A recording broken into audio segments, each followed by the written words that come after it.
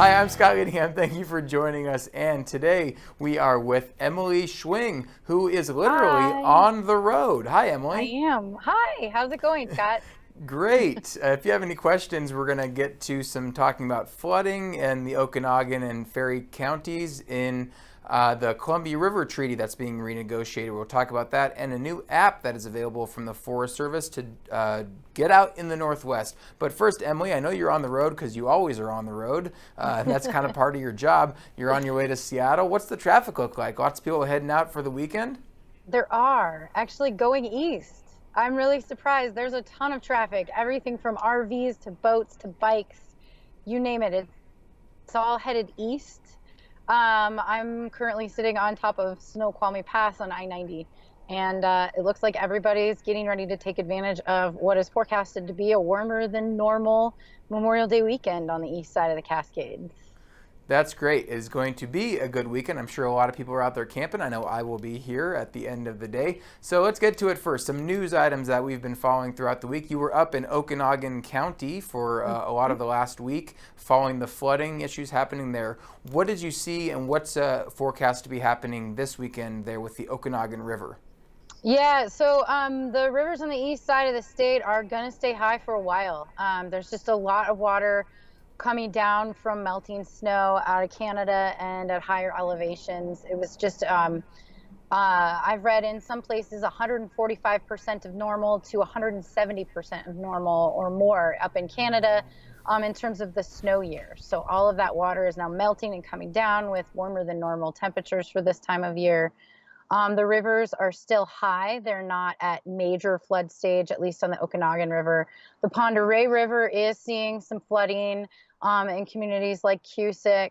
And so it's just, there's a lot of water in the basins, and it's just moving down into that Columbia River system. Right. So on that note, downriver here in a little bit, Wenatchee, the Tri-Cities, Portland, Vancouver is going to be getting a lot of that water as it works its way down from Canada past the Okanagan Valley. Any concerns about what's going on there? Have you heard or seen any of that lower down on the Columbia? I think the Columbia Basin is expected to be a little bit more full than we would have seen in previous years. Um, I know that, for example, Lake Roosevelt, which is just a huge reservoir above the Grand Coulee Dam, was drawn down so that it could receive a lot of the water that is coming from, smaller rivers, even into that system out of Montana and up into British Columbia.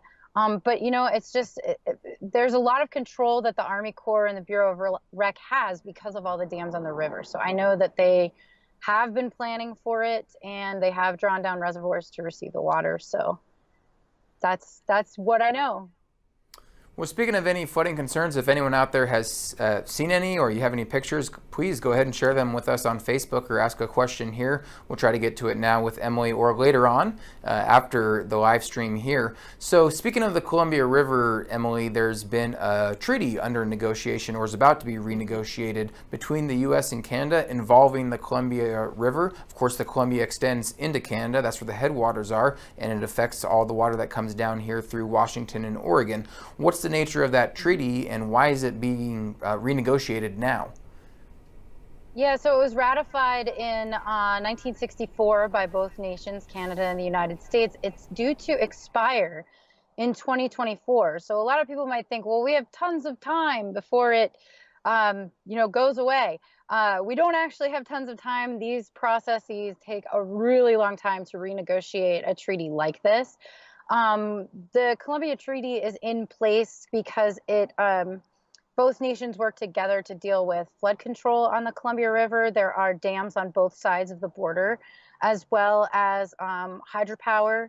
And also there's some ecosystem management issues in terms of fisheries, floodplains, and other such things that go into this treaty. So Canada has agreed finally to renegotiate the treaty. That's the United States has been asking for that for a couple of years, probably since 2013. So renegotiations open officially this coming week on the 29th and 30th of May. Well, as those renegotiations negotiations start, there's been some groups, some very important groups, who have a big stake in the Columbia River and what Yes. happens on it, who are not involved on the U.S. side. Some tribal groups, Actually, Native on American both tribes. sides of the border, Yeah. there's 15 tribes in the United States that live along the Columbia River and depend on it culturally for subsistence and fish. It's part of their just their life. You know, they've been people of the river since forever. And on both sides of the border, there are three other tribes. The Okanagan National Alliance, the Shuswap, and the Tanaha also put out a statement at the same time that the Confederated Tribes of the Colville did earlier this week, voicing their disappointment for not being officially included in the renegotiation process. There is no presence, no tribal presence on the American renegotiation team. And the State Department has said officially that they do not plan to add a tribal presence to that team. So it's a really big issue to not have these tribes as part of the official negotiations. Now, the State Department is saying that they will meet with tribes and they will meet requirements for tribal consultation. But even still, tribes in both nations are disappointed in their lack of representation in the official process. Well, and at the same time, we should just throw out a quick reminder that there's been some news on the tribal front on the upper parts of the Columbia about how salmon will be reintroduced above Grand Coulee and Chief Joseph dams. Is that coming along? Is that expected for later this summer?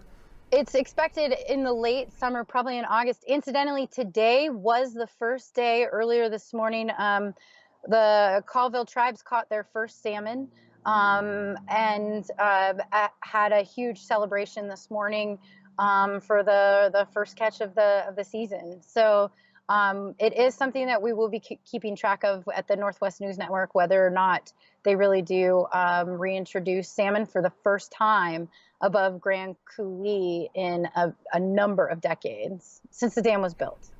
Right, so all those fishermen and fisherwomen get on out there to Lake Roosevelt possibly soon and maybe catch more salmon above Grand Coulee, which haven't been there, it'll still right? be a while, Scott. I mean, the salmon that the Colville tribes will release this summer and into the early fall are those aren't fish that they plan on catching for food or fun. They're going to track those salmon and sort of look at where they go, if they can survive, what the habitat looks like for them. So it's still in the experimental stages, and a full-blown fishery is not expected for quite some time still. All right, we'll give it a few years, then we'll go fishing. Yeah. All right, we'll wait to find out. All right, so moving along, this weekend, people out in the woods, out in the forest here in the beautiful Northwest, and they want to do hiking, recreating, that sort of stuff, and there's a new app available. You recently had a quick story on that about what the Forest Service, the U.S. Forest Service, is doing with that. Tell us a little bit about what people can get on that app. Yeah, so the U.S. Forest Service, as an agency, released a map that it's an app that has maps and reports on road conditions and wildfires if they're burning, and trail conditions and weather and all kinds of information on permits that you might need or want to get and things like that. Even locations of swimming holes for the entire Northwest region, which is Region 6. The United States is broken up into multiple regions. One of the reasons that the Forest Service decided to do this with the Northwest region is because there are more recreation sites in Region 6 than any other region in the United States. And a lot of these recreation sites are visited. I think the numbers were 15 million visitors in the Northwest recreation sites managed by the Forest Service annually. So there are some limitations to the app. You still need a cell phone signal to be able to fully utilize it, which raises questions about how much information you can gather if you're hiking in a remote wilderness area. But they're still working on that. I was also told yesterday by the social media guy for the Forest Service in the Northwest that helped develop this app that if the app shows success they could use it as a framework. The agency could use it as a framework to develop a nationwide app like this for all the regions that the Forest Service manages. So we're kind of a testing ground in that way. Yeah. Well, just like Hanford, we're used to being testing grounds for the rest of the country. Yes, exactly. Hopefully this turns out a little better than what happened in Hanford. All right, so I should say real quickly that I use an app called the Hiking Project as well as the Mountain Bike Project, if anyone out there has used it. It's by REI. This isn't a pitch for REI, at least not yet, unless they want to be an underwriter or something like that. But they're real good for finding hiking spots and mountain biking spots around the Northwest. Hiking Project or the Mountain Bike Project. Maplets. I've used Maplets to go biking and running in the Hood River area. And you just like download these little maps, sort of like for where you are, and then you can undownload them and save the space on your phone. So Maplets is another good app for that. Very good. And here's my pitch for our Tumblr page, NWP Broadcasting. What is it? nwpbroadcasting.tumblr.com. I always forget that. But anyways, as you're out there in the Northwest, hiking, biking, doing whatever you do, send us a photo, and we'd like to hear about it and what you experienced out there on your adventures.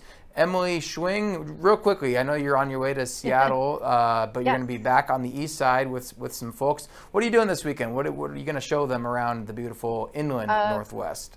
Yeah, so it's Memorial Day weekend, which in my circle of friends is our annual brewery tour. So I'm going to the Seattle airport to pick up my very best friends in the whole world, and we will be touring breweries across Washington state, and also exploring some trails for biking and running, and we may even stop by a lake if it's a little too hot and we need to take a dip. So we're just going to have a fun Memorial Day weekend. Okay, we want to see pictures then to our Tumblr page of your adventures and your fun. I'm hashtag jealous. I'm very hashtag jealous. Hashtag you should be. All right. Thank you so much, Emily, for joining us today. Of course. Thanks for having me. You can see all of Emily's reporting at nwpb.org. Thank you so much for joining us here in the unique Northwest.